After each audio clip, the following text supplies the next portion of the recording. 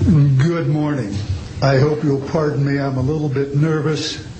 My name is Charles L. Brown. I'm a Lieutenant Colonel, U.S. Air Force, retired, subsequently 7 years with the Foreign Service. I like the name Charlie Brown, a gentleman by the name of Charles Schultz, of great talent, sort of elevated the name, if you will.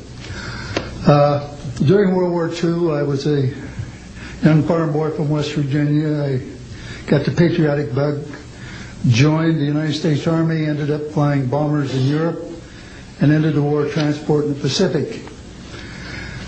Finished college in the late summer of '49, recalled to active duty in the newly formed United States Air Force. I was assigned to an organization called Office of Special Investigations. The Air Force, as most of you know, was formed in 1947.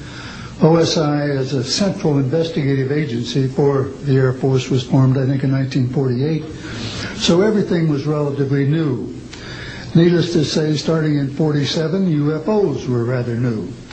The Air Force Intelligence, or Air Technical Intelligence Center, was at Wright-Patterson Air Force Base, and I had my office in a building adjacent to it.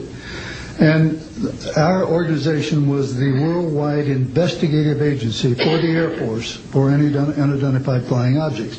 This lasted for about 2 years. The project name was known as Project Grudge. It was the predecessor to a project known as Blue Book, which Ed Ruppelt headed. During my experience with it, I would collect the data I didn't collect it, it was sent into my office. I analyzed it.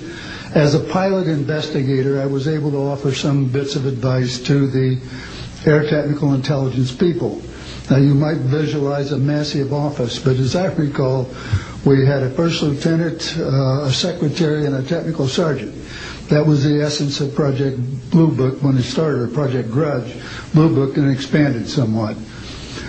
During the review as an analyst of these various documentary reports, if you will, or documents, I became clearly convinced that there was substance to what was being reported, in that we had ground visual, ground radar, airborne visual, and airborne radar confirmation of some of these sightings. The individuals who made the sightings were everything from airline pilots, military pilots, police officers, some of the people that your lives depend upon on a daily basis. These are very reputable and credible people. I hope that the testimony here from very credible people will convince you of that and will further Steve Greer's disclosure project, in that pressure needs to be brought to bring this to the attention not only of the Americans, but of people all over the planet. These vehicles have been seen and confirmed all over the planet. I am willing to sign a sworn statement or testify to my judgment and to what I have observed. Such things do exist. Please believe me. Please believe those who follow me. Thank you.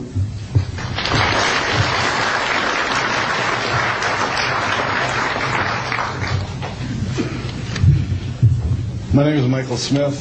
I was in the Air Force, a sergeant, from 1967 to 1973.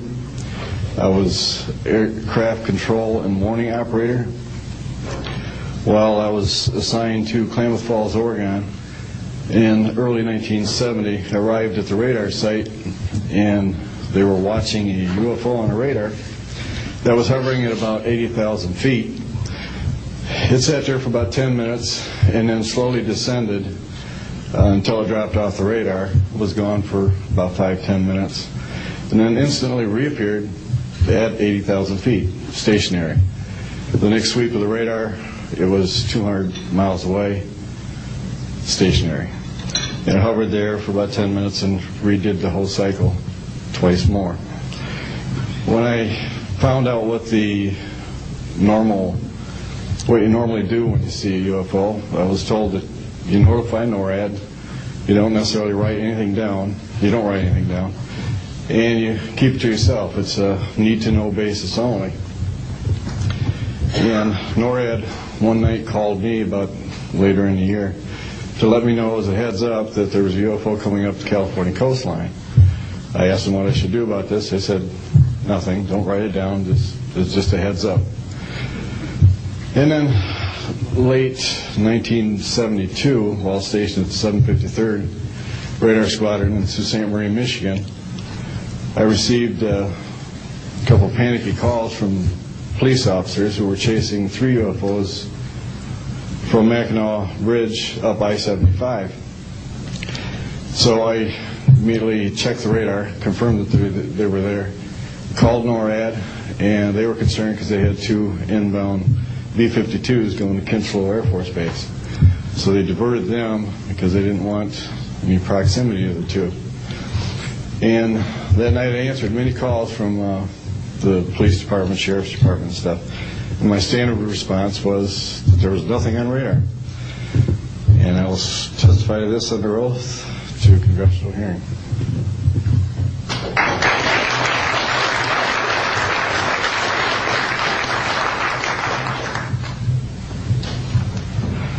Good morning. My name is Enrique Colbeck. I am a traffic controller.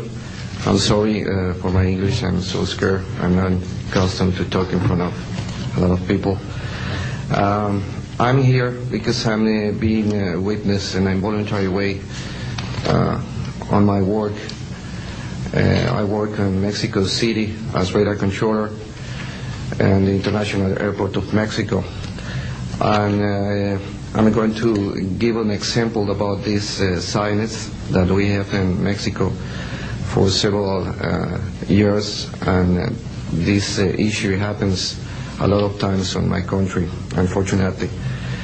For example, in March 4, 1992, we detected 15 objects west side of the Toluca airport, that is very close of our international airport at 50 miles, more or less. Then July 28 of 1994, we have almost a collision or something that we can name in that way with an international flight, domestic flight of Aeromexico 129, commanded by the pilot Raimundo Cervantes Ruano, that has a trash or something about in his main landing gear in the right leg. That's occurred at night at 10:30 more or less.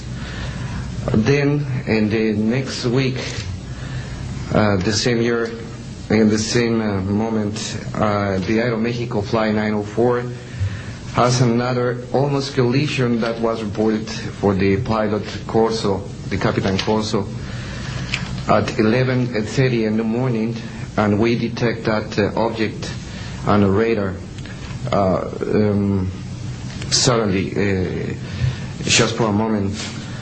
Then the next week we have a lot of silence reported by the pilots that give us information about the weird traffic or something, bright lights and different times, and we detect some of them in that week.